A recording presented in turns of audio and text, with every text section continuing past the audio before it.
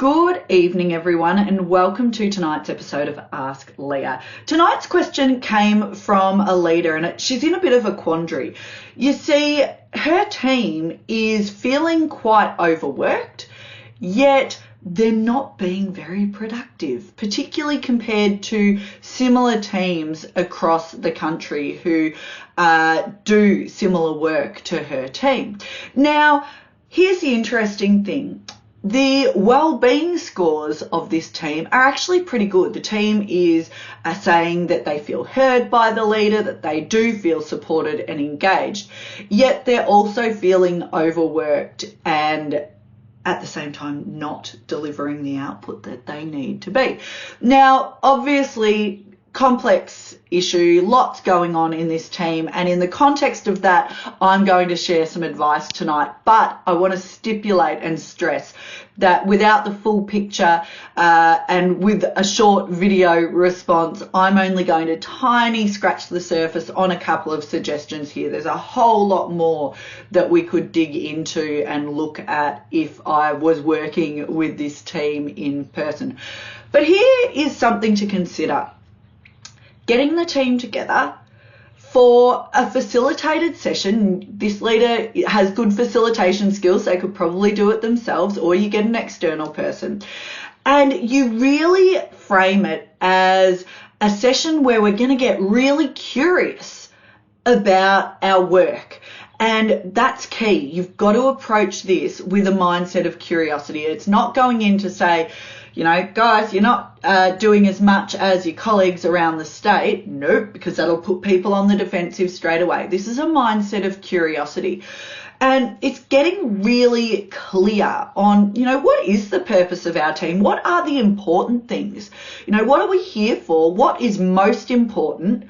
And what takes up a lot of our time that is not so important? And you want to draw these sort of things out, because here's, you know, the sort of thing you might get there. Is it that they're not as productive because there's something else going on? You know, maybe it is individuals, you know, have been impacted by natural disasters, COVID, and are still struggling themselves to come back. You know, there can be a lot going on personally. Or is it that there's a whole heap of unnecessary meetings that are hamstringing them from doing their job effectively? Is it that they're getting bailed up by people in other teams to do priority work for them, and they can't then do their own jobs, and they need some empowerment and boundaries to set with those other people because their job is suffering as a result? I would start with that curious conversation though, and really, you know, get them talking. What is most important? What's not? How could we work smarter? You know, that old cliche. How could we work smarter, not harder? You know, we want to get our results up there more. We know we're busy, but that doesn't make us effective. Busy work is not necessarily effective work. So what is the busy work that's holding us back? I mean, I'll be honest with you, some people can spend their whole day in their inbox and feel like they've been on the hamster wheel all day. They've been busy all day, but they walk out at the end of the day and they say, what did I do today? They essentially ran around like a headless chook. Now, what will help with this is getting clear on what the priorities are for your team.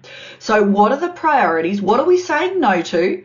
What are we saying yes to? And what are our shared expectations for how we can be more effective in the work we do?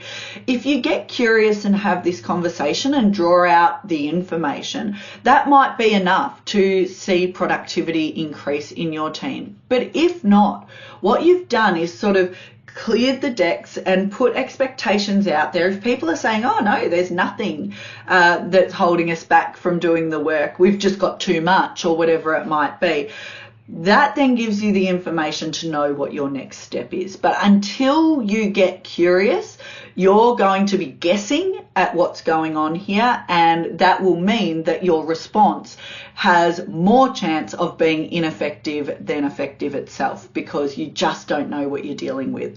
So I would start there, and then you'll know your next steps. If you have a communication, leadership, self-management question you would like answered, send it through, and I will do my best to answer it for you next week. Cheers.